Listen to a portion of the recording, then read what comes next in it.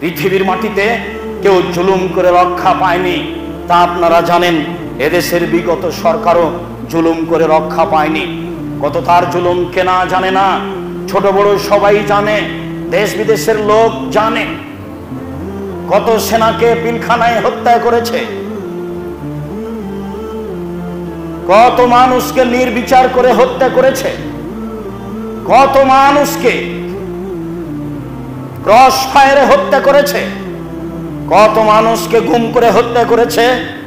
সিলেটের উল্লেখযোগ্য সুনামধন্য ব্যক্তি ইলিয়াস তার একজন। সাগরের গভীর পানিতে নিয়ে গিয়ে গায়ের সাথে ভারী পাথর বেঁধে দিয়ে পানিতে ছেড়ে দেওয়া হয়েছে। জুলুম কত হতে পারে, আরো কত আছে কে না জানে।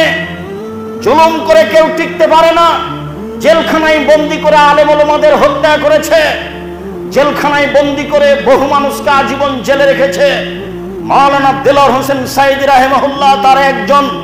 জুলুম করে কেউ টিকতে পারে না, জুলুমের ফলাফল ভোগ করতেই হবে একদিন। এদেশের সুশিক্ষিত ভবিষ্যৎ জাতীয় সম্পদ নিরপরাধ নিরীহ ছেলেদেরকে কত শতকে হত্যা করেছে, যা আপনারা ভালোভাবেই জানেন। হত্যা করা মহাপাপ। মহান আল্লাহ বলেন, ওমান ইয়াকতুল মুমিনান মুতাআম্মিদা, কেউ যদি বিশ্বাসী একজন মুসলিম পুরুষকে হত্যা করে তাহলে তার ফলাফল জাহান্নাম, খালেদান ফিহা, তাকে চিরদিন জাহান্নামে থাকতে হবে। ওয়া লানাহু, তার প্রতি আল্লাহ অভিশাপ করেছেন। ওয়াদাল্লাহু লাহু আযাবান আযীমা, আল্লাহ তার জন্য বড় শাস্তি ঘোষণা দিয়েছেন। মহান আল্লাহ বলেন, মান কাতালা নাফসান বিগাইরি নাফসিন, কেউ যদি কোনো মানুষকে অন্যায়ভাবে হত্যা করে থাকে, কান্নামান কাতালান নাসা জামিয়া, সেজন্য একজন মানুষকে হত্যা করে সারা পৃথিবীর মানুষকে হত্যা করলো। এই কথা আল্লাহ তাআলা বলেন।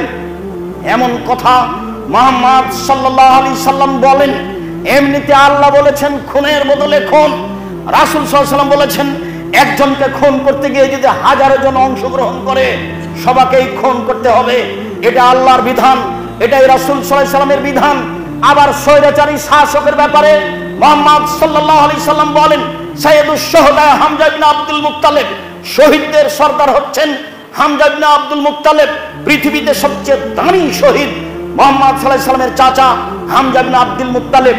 এরপরে ওইরকমই দামি ওই ব্যক্তিও মান কামাইলা কামাউরিন জায়ের ফামারাহুন্নাহু ফাকাতালাহু, যে ব্যক্তি স্বৈরাচারীর পাশে দাঁড়ালো, তাকে হক কথা বলল, স্বৈরাচারী শাসক তাকে হত্যা করলো, এই ব্যক্তিও হচ্ছে হামজা ইবনে আব্দুল মুত্তালিবের সাথে। এই কথা মুহাম্মদ সাল্লাল্লাহু আলাইহি সাল্লাম বলেন, হাদিস সহিহ। কত জুলুম করেছে সবাই জানে। দেশের উন্নয়নের নামে কত শত কোটি বেহিসাব টাকা বাইরে পাঠিয়েছে। এই দেশের শত কোটি টাকা খরচ করে মূর্তি ও ভাস্কর্য নির্মাণ করেছে, কে না জানে না, সবার জানা আছে। জুলুম করে মানুষ রেহাই পায় না। শতাব্দী তার প্রমাণ, মানুষ তার প্রমাণ। পরবর্তীতে বিচার হবে যা হবে। আমি বলছি জুলুমের ফলাফল তো মানুষকে ভোগ করতেই হবে। যারা সমাজের দেশের দায়িত্ব পালন করবে তাদের জন্য, অন্তত বাংলাদেশের জন্য 1 নম্বর জরুরি কাজ হবে এদেশের যে আপনার রয়েছে জাতীয় সঙ্গীত রয়েছে, এটাকে প্রথমে বাতিল করতে হবে। যতবার রবীন্দ্রনাথ ঠাকুর বলেছে ওমা তোমার আকাশ তোমার বাতাস, ততবার ঠাকুর বলেছে ও কালিমা তোমার আকাশ তোমার বাতাস। তাই আমি আজ থেকে নিয়ে 30 বছর আগে বলেছি তার বাপের আকাশ, এটা আল্লাহর আকাশ।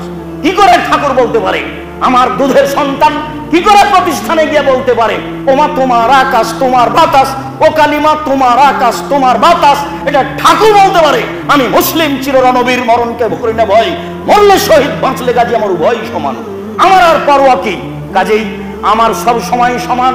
আমার ছেলে মুখে এই সঙ্গীত বলতে পারে না, ঠাকুরের আল্লাহকে আমার সন্তান বড় বলতে পারে না, ঠাকুরের আল্লাহ কালিমা। আমি বলেছি এই দেশের সিলেবাস পরিবর্তন করতে হবে। সিলেবাস পরিবর্তনের কথা বলতে গিয়ে বলেছি 1971 সাল থেকে কোনো শিক্ষিত মানুষ শিক্ষামন্ত্রী হয়েছে তা আমার জানা নাই। বর্তমানে যে সব বই পুস্তক আছে সেইগুলি টয়লেট পেপার হিসাবে ব্যবহার করতে হবে। এই কথা আমি আজ থেকে নিয়ে 25-30 বছর আগে বলেছি। আপনিও পড়ে দেখলে আপনার বিবেচনার ধায় আসবে। এদেশের সিলেবাসে কোরআন মাজিদ শিক্ষা বাধ্য থাকতে হবে। এদেশের 95% জন মুসলিম। বলছিলাম সম্মানিত দিনী ভাই বোন, এই দেশে এমন একটি সংবিধানের ধারা থাকতে হবে, কখনো এদেশের যারা দায়িত্ব পালন করবে তারা শরীয়ত বিরোধী কোনো কর্মকাণ্ডের সিদ্ধান্ত নিতে পারবে না। সাথে সাথে এই দেশে কখনো কোনোদিনও ছাত্র রাজনীতি থাকবে না। ছাত্র আন্দোলন আর ছাত্র রাজনীতি দুটো এক নয়। শিক্ষা করতে গিয়ে, শিক্ষা নিতে গিয়ে আন্দোলনের নামে জাতির ক্ষতি করবে, তা হতে পারে না। শিক্ষার মাঠে রাজনীতি টোটালি বন্ধ করে দিতে হবে। ছাত্র আন্দোলন আর ছাত্র রাজনীতি এক নয়। সাথে সাথে আরো যেটা বলছিলাম, কখনো কোনোদিনও ইলেকশন দিয়ে নেতা নির্বাচন হবে না, সিলেকশন দিয়ে নেতা নির্বাচন করতে হবে। কয়েকজন বুদ্ধিজীবী মানুষ বসে সরকার নির্বাচন করবেন, যা ঘোষণা করেছিলেন অর্ধ পৃথিবীর খলিফা, কুশাগর বুদ্ধিজীবী রাজনীতিবিদ ওমর, অর্ধেক পৃথিবীর নেতা কুশাগর বুদ্ধিজীবী রাজনীতিবিদ ওমর বলেছিলেন, শোনো, 6 জন মানুষকে নির্ধারণ করছি, 6 জন মানুষ বসে একজন নেতা নির্বাচন করবে। এ কথাই ঠিক। চিরদিনের জন্য এই মাটিতে মূর্তি তৈরি বন্ধ করতে হবে। পক্ষান্তরে যত মূর্তি আছে, যত ভাস্কর্য আছে, মুসলিম দেশে এই মূর্তি ভাস্কর্য থাকতে পারে না। মূর্তি ভেঙে দেওয়া নবীদের চরিত্র, মূর্তি ভেঙে দেওয়া সাহাবীদের চরিত্র। ইব্রাহিম আলাইহিস সালাম বললেন, তাল্লাহে লা সুমান্না তাল্লাহে লা কিদান্না আসনামাকুম, শোনো, আমার বাপের সাথে যারা রয়েছে, আমি তোমাদের মূর্তিকে ভেঙে চৌচির করে দিব। ফাজালাহুম দুদাদা, ইব্রাহিম আলাইহিস সালাম মূর্তিগুলিকে টুকরা টুকরা খান খান করে দিলেন। আব্দুল্লাহ ইবনে মাসউদ রাদিয়াল্লাহু তাআলা আনহু বলেন, দাখালা মুহাম্মদ সাল্লাল্লাহু আলাইহি ওয়াসাল্লাম কাবাতা ওয়া হাওলাল কাবা সিত্তুনা সালাসা নসব। যখন আল্লাহর নবী কাবা ঘরে ঢুকলেন, তখন কাবা ঘরের ভিতরে 360টি মূর্তি ছিল। মূর্তিগুলি ছিল তার বাপ ইব্রাহিমের, মূর্তিগুলি ছিল ইসমাইল ইসাহাকের। তিনি একটা লাঠি হাতে নিলেন, ফাজালা ইয়ানওতহা বেউদিন ফিয়াদিহি, যে হাতে লাঠিটা আছে সেই লাঠি দিয়ে মূর্তিগুলি ভাঙতে লাগলেন। মুখে বলতে লাগলেন, জাল হক, এসেছে সত্য, আযহাকাল বাতিল, চলে গেছে মিথ্যা, ইন্নাল বাতিলা, নিশ্চয় মিথ্যা, কানা যাহুকা, চিরদিন মিথ্যা। এই বলে তিনি সব মূর্তিগুলি ভেঙে দিলেন। আলী রাদিয়াল্লাহু তাআলা আনহু বলেন, আল্লাহর নবী আমাকে পাঠিয়েছিলেন, আলী শোনো, তুমি যাচ্ছ সে দেশে, তুমি যত লাতাদু তিমসালানিনা তুমাস্তাহু, ছাড়বে না কোনো ছবি মূর্তি, সবকে ভাস্কর্যকে ভেঙে খান খান করে দাও। ওয়ালা কাবরান মুসলিমিনা সাওয়াইতাহু, ছাড়বে না তুমি উঁচু কবর, সবকে ভেঙে সমান করে দাও। মুসলিম একাধিক হাদিস দ্বারা রাসূল সাল্লাল্লাহু আলাইহি ওয়াসাল্লাম এটাই করেছেন। মর্মে এই দেশের যারা মুসলিম পুরুষ নারী, তাদেরকে এই সব নীতিগুলি মেনে চলতে হবে এবং ভাবতে হবে, জুলুম থেকে বাঁচতে হবে। এই কথাই ঠিক। মর্মে সকল দিনী ভাই বোনকে যারা অনলাইনের সাথে আছেন, তাদেরকে সময়ের গতিতে যারা বক্তব্য অবগত হবেন, তাদেরকে জুলুমের মতো মহাপাপ থেকে বেঁচে থাকার জন্য আন্তরিকভাবে অনুরোধ জানাচ্ছি। আল্লাহ তাআলা অন্য জায়গায় বলেন, ওমা লিয-যালিমিনা মিন নাসির, বিচারের মাঠে জালেম অত্যাচারীর কোন প্রকার সাহায্য সহযোগিতাকারী থাকবে না। আল্লাহ তাআলা অন্য জায়গায় বলেন, ওমা হিয়া লিয-যালিমিনা বিবাঈদ, জালেম যে ধ্বংস হয়ে যাবে, তার ধ্বংস হওয়াটা দূরে নয়, সময়ের ব্যবধানে হঠাৎ করে তাকে জুলুমের ফল ভোগ করতে হবে, এইটা স্বাভাবিক।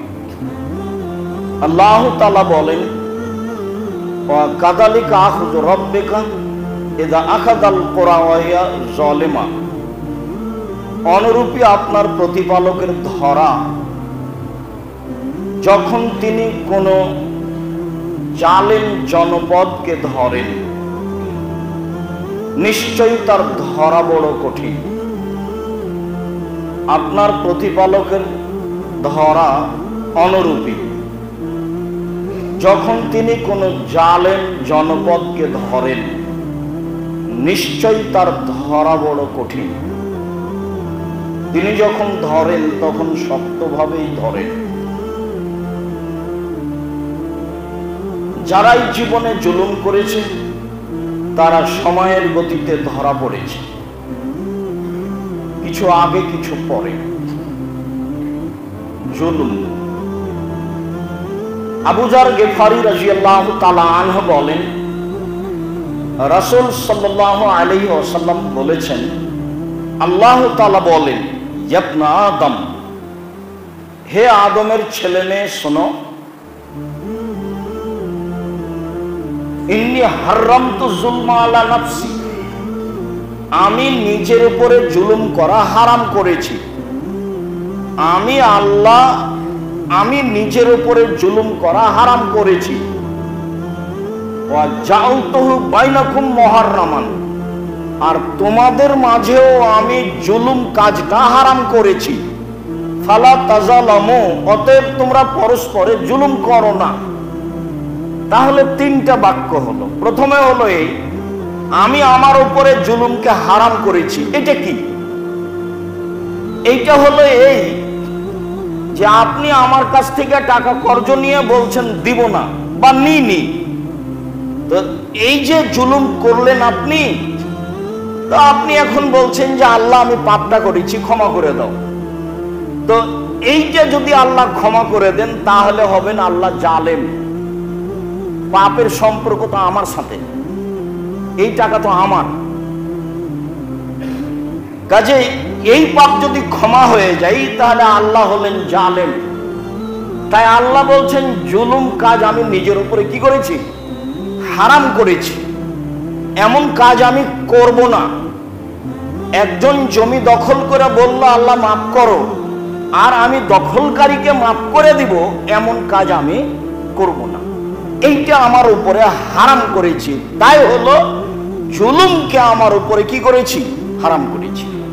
বা জাআলতুহু বাইনাকুম মুহাররামা, পৃথিবীর মানুষ, আমি তোমাদের উপরে জুলুম কাজটাকে চিরদিনের জন্য হারাম করেছি। কখনো কেউ জেনে বুঝে জুলুম করো না, পরস্পরে জুলুম করো না। আবু হুরায়রা রাদিয়াল্লাহু তাআলা আনহু বলেন, রাসূল সাল্লাল্লাহু আলাইহি ওয়াসাল্লাম বলেছেন, আল মুসলিম আখুল মুসলিম, একজন মুসলিম আর একজন মুসলিমের ভাই। লা ইয়াজলিমুহু, প্রথমত একজন আর একজনের প্রতি জুলুম করতে পারে না। ওয়ালা ইয়াখজুলুহু, একজন আর একজনকে অপমান করতে পারে না। ওয়ালা ইয়াহকিরুহু, একজন আর একজনকে তুচ্ছ মনে করে কোনো কিছু করতে পারে না। তিনটাই জুলুম, যা একটা হাদিসে প্রমাণ হবে পরে। কেউ যদি কারো মান সম্মান নিয়ে ছিনিমিনি করে তাহলে সেটাও হলো জুলুম। উমামা বাহিলি রাদিয়াল্লাহু তাআলা আনহু বলেন, রাসূল সাল্লাল্লাহু আলাইহি ওয়াসাল্লাম বলেছেন, সিনফান মিন উম্মতি লান তানালাহুমা শাফাআতি, আমার উম্মতের দুই শ্রেণীর মানুষের জন্য আমি সুপারিশ করব না। বিচারের মাঠে আমার সুপারিশে জাহান্নাম থেকে মানুষ বের হয়ে যাবে যার অন্তরে সরিষা সম পরিমাণ নেই ঈমান আছে। আমি সবকে জাহান্নাম থেকে বের করে নিব সুপারিশের মাধ্যমে। তবে দুই শ্রেণীর মানুষের জন্য আমি মুহাম্মদ সাল্লাল্লাহু আলাইহি ওয়াসাল্লাম সুপারিশ করব না।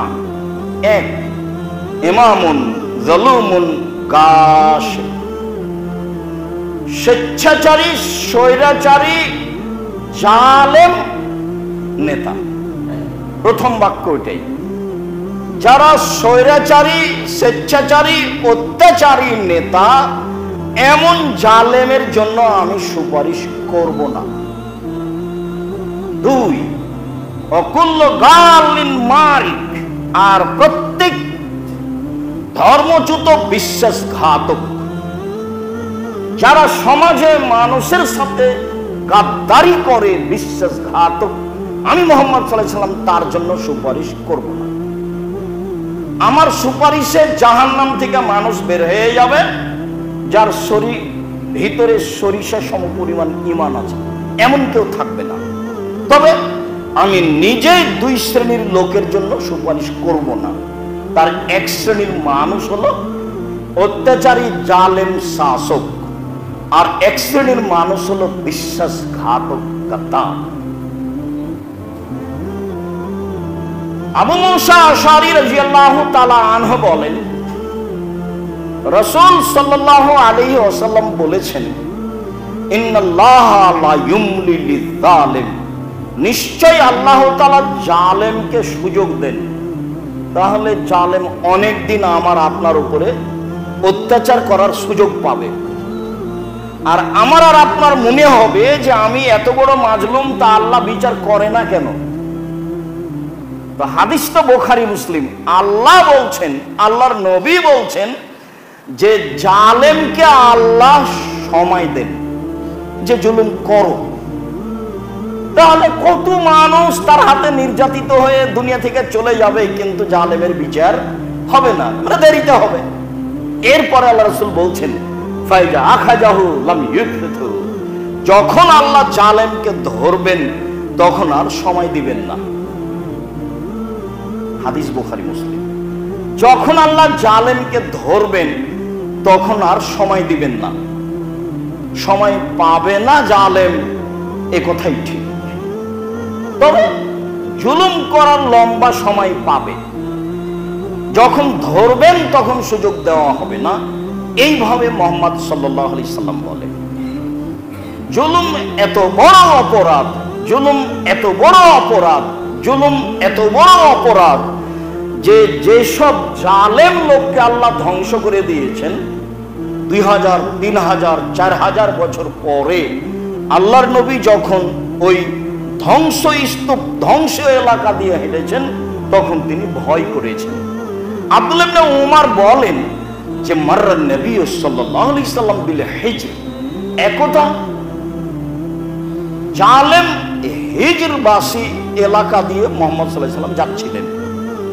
তিনি বললেন, সঙ্গী সাথী, লা তাদখুল মাসাকিনাল্লাযীনা যালামু আনফুসাহুম, যারা জুলুম করেছে জীবনে তাদের বাড়ি ঘরের পাশ দিয়ে হাঁটো না। ইসবুহুম মা সাবাহুম, আমার আশঙ্কা হয় তাদের যা হয়েছিল তোমাদেরও হতে পারে। আমার আশঙ্কা হয় এগুলো হচ্ছে গজবের জায়গা, তাদের যা হয়েছিল তোমাদেরও হতে পারে। ইল্লাম তাকুনা বাকিনা, তবে কান্নাকাটি করে এলাকা পার হও, তবে কান্নাকাটি করে এলাকা পার হও। এই কথা বলার পরে ফাগাত্তা রাসাহু, তিনি নিজের মাথাটা কাপড় দিয়ে ঢেকে নিলেন। ওয়াসরা সাইরা হাত্তা আজাদাল ওয়াদিয়া, দৌড়িয়ে এলাকা পার হলেন। কখন যে গজব ধরে নিতে পারে এ আশঙ্কায় হাদিস বুখারী মুসলিম। কি বুঝলেন? এই এলাকা ছিল আদ সামুদকে ধ্বংস করে দেওয়া এলাকা। অনুমান আল্লাহর নবী যাচ্ছেন ওই এলাকা দিয়ে 3000 বছর পরে হতে পারে। 3000 বছর আগে ঘটনা ঘটেছে এলাকায়। তিনি এতদিন পরে হাঁটছেন এবং ভয় পাচ্ছেন যে আমরাও ওই গজবে পড়ে যেতে পারি। অতএব কান্নাকাটি করো আর দ্রুত এলাকা থেকে পার হয়ে যাও, চলে যাও দূরে। আনাস রাদিয়াল্লাহু তাআলা আনহু বলেন, রাসূল সাল্লাল্লাহু আলাইহি সাল্লাম একদা বললেন, উনসুর আখাকা জালিমান ওয়া মাজলুমান, শোনো সঙ্গী সাথী, তোমরা জালেমকে সাহায্য করো, মাজলুমকেও সাহায্য করো। এই কথা যখন আল্লাহ নবী বললেন, কালা রাজুলুন, একজন সাহাবী বললেন, আল্লাহর নবী, আনসুরহু ইযা কানা মাজলুমান, মানুষ যদি মাজলুম হয় তাহলে না তাকে সাহায্য করব। বাড়িঘর ভেঙে দিয়েছে জালেম, বাড়িঘর করে দেব। টাকা পয়সা ছিনিয়ে নিয়েছে জালেম, কিছু টাকা পয়সা দিব, তো মাজলুমকে সাহায্য করব। আফারা ইতা ইন কানা জালিমান কাইফা আনসুরহু, আপনি কি মনে করেন ও যদি জালেম হয় তাহলে কেমনে সাহায্য করব? মাজলুমকে না হয় সাহায্য করব, কথা বুঝলাম, কিন্তু জালেমকে কিভাবে সাহায্য করব এটা জিজ্ঞাসা। তখন আল্লাহ রাসূল বলছেন, তামনাউহানি যুলমে, জালেমকে জুলুম থেকে ঠেকাবা। এটাই হলো তার জন্য সাহায্য করা, তাকে সাহায্য করা। জালেমকে যে কোনো মূল্যে ঠেকাতে হবে, এটা রাসূলের আদেশ, হাদিস বুখারী মুসলিম। জালেমকে যে কোনো মূল্যে ঠেকাতে হবে, এইটা রাসূলের আদেশ। যেভাবে পথ, যেভাবে সহজ। জুলুম মহাপাপ। জাবের রাদিয়াল্লাহু তাআলা আনহু বলেন, রাসূল সাল্লাল্লাহু আলাইহি ওয়াসাল্লাম বলেছেন, ফাত্তাকুয যুলমা ফাইন্না যুলমা যুলুমাতুন। পৃথিবীর মানুষ, জুলুম থেকে বেঁচে থাকো, জুলুমের ফলাফল অন্ধকার।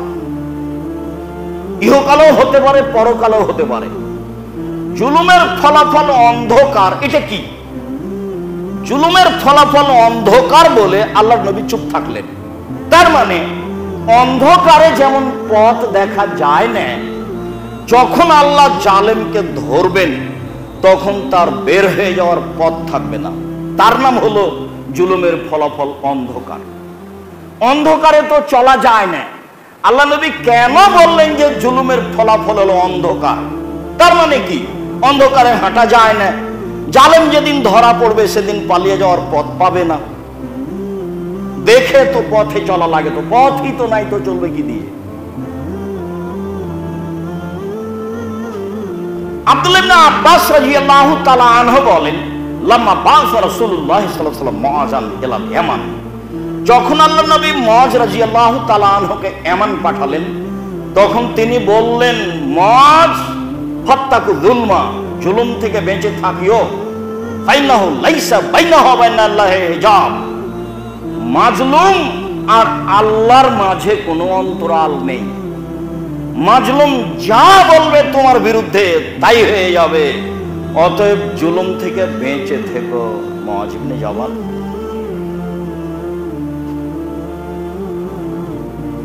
খুজামা ইবনে সাবিত রাদিয়াল্লাহু তাআলা আনহু বলেন, রাসূল সাল্লাল্লাহু আলাইহি ওয়াসাল্লাম বলেছেন, ফাত্তাকু যুলমা, তোমরা জুলুম থেকে বেঁচে থাকো। ফাইন্নাহা তাসআদু ইলাস সামাই কান্নাহা শারারা। মাজলুমের কথা আকাশে চলে যায়, আগুনের স্ফুলিঙ্গ যেমন লাফ দিয়ে উপরে উঠে, আগুন যেমন লাফ দিয়ে এক জায়গা থেকে আরেক জায়গায় চলে যায়, মাজলুমের বদদুয়া তেমন উপরে লাফ দিয়ে চলে যায়। বেঁচে থেকো তোমরা জুলুম হতে। আব্দুল্লাহ ইবনে উমর রাদিয়াল্লাহু তাআলা আনহু বলেন, রাসূল সাল্লাল্লাহু আলাইহি ওয়াসাল্লাম বলেছেন, ফাত্তাকু যুলমা, পৃথিবীর মানুষ জুলুম থেকে বেঁচে থাকো। ফাইন্না যুলমা তাহমালু আও তুহমালু আলাল গামাম। মাজলুমের বদদুয়া মেঘের উপরে চলে যায়, এমন ভাবে যায়, আল্লাহ তাআলা বলেন, ওয়া ইজ্জতি ওয়া জালালি, আমার সম্মানের কসম, আমার মর্যাদার কসম, আমার ইজ্জতের কসম, লান সরান্নাকা ওয়ালাউ কানা বাদাহিনিন, কিছু সময় পরে হলেও মাজলুম আমি তোমাকে সাহায্য করব। পৃথিবীর মানুষ জুলুম থেকে বেঁচে থাকো। মাজলুমের কথার উত্তরে আল্লাহ তাআলা বলেন, মাজলুম, আমি তোমার কথা মেনে নিব, কিছু সময় পরে হলেও তোমার বদদুয়া মিস হবে না। আমি আমার মর্যাদার কসম করে বলছি, আমি আমার ইজ্জতের কসম করে বলছি। আবু হুরায়রা রাদিয়াল্লাহু তাআলা আনহু বলেন, রাসূল সাল্লাল্লাহু আলাইহি ওয়াসাল্লাম বলেছেন, সালাসু দাওয়াতিন লা শাক্কা ফি ইজাবাতিহিন্না। তিন শ্রেণীর মানুষের দোয়া কবুল হবেই, তাতে সন্দেহ নেই। তিন শ্রেণীর মানুষের দোয়া কবুল হবেই, তাতে সন্দেহ নেই। এক, দাওয়াতুল মাজলুম, মাজলুমের দোয়া নিশ্চিত অবধারিতভাবে কবুল হবেই। দুই, দাওয়াতুল মুসাফির, যে ব্যক্তি সফরে আছে সে যদি নিজের ব্যাপারে, আহাল পরিবারের ব্যাপারে, কোনো ব্যক্তির ব্যাপারে বলে কিছু, তাহলে সেটা কবুল হবে। তিন, দাওয়াতুল ওয়ালিদ আলাল ওয়ালাদে, বাপ মায়ের দোয়া ছেলে মেয়ের জন্য। কাজেই ভুলেও কখনো বাপ মা যেন ছেলে মেয়ের ব্যাপারে বদদোয়া না করে। ছেলে মেয়ে গালি দেয় যদি, মারে যদি, তাহলে বলা হবে না যে তোকে জমি জায়গা দিব না, তোকে বের করে দেবে। এগুলো বাদ দিয়ে বলতে হবে সুন্দর করে ওযু করে 2 রাকাত সালাত আদায় করে, আমি তো এমন ছেলে চাইনি। যেই ছেলে আমাকে মারবে, গালি দিবে, সেই ছেলে তো আমি তোমার কাছে চাইনি। এখনই আমার ছেলে আমাকে ফিরিয়ে দিতে হবে। আমি তার বাপ মা বলছি, ছেলে আমাকে ফিরিয়ে দাও, এখনই ফিরিয়ে দাও। ছেলে যেন আমার কাছে এসে হাত পা ধরে বলে, আব্বা ভুল হয়েছে, ছেলে আমাকে ফিরিয়ে দাও। ছেলের উপরে প্রতিশোধ না নিয়ে যিনি সন্তান দিয়েছেন তাকে বলতে হবে এই কথা, যে আমি তো এই ছেলে চাইনি, আমার ছেলে আমাকে গালি দিবে, এমন ছেলে তো আমি বাপ হয়ে চাইনি। আমার ছেলে আমাকে ফিরিয়ে দাও, যেটা আমার প্রয়োজন, সেই ছেলে আমাকে দাও, এই কথা বলতে হবে। 3 শ্রেণীর মানুষের দোয়া কবুল হবেই, যাতে কোনো সন্দেহ নেই। তার 1 শ্রেণীর দোয়া হচ্ছে মাজলুমের দোয়া। আবু হুরায়রা রাদিয়াল্লাহু তাআলা আনহু বলেন, রাসূল সাল্লাল্লাহু আলাইহি সাল্লাম বলেছেন, দাওয়াতুল মাজলুমে মুস্তাজাবাতুন ওয়া ইন কানা ফাজিরান। মাজলুম যদি পাপী হয় তবে তার কথা কবুল হবে। মাজলুম যদি পাপাচার হয়, গুনাহগার হয়, এর পরেও যেটা বলবে সেটা কবুল হবে। এই কথা আল্লাহর নবী বলেন। আনাস রাদিয়াল্লাহু তাআলা আনহু বলেন, রাসূল সাল্লাল্লাহু আলাইহি সাল্লাম বলেছেন, দাওয়াতুল মাজলুমে মুস্তাজাবাতুন ওয়া ইন কানা কাফিরান। মাজলুমের দোয়া কবুল হবে, মাজলুম যদি কাফের হয়, হিন্দু হয় তবু। নেন এবার কথা তো নিচে যেতেই থাকলো।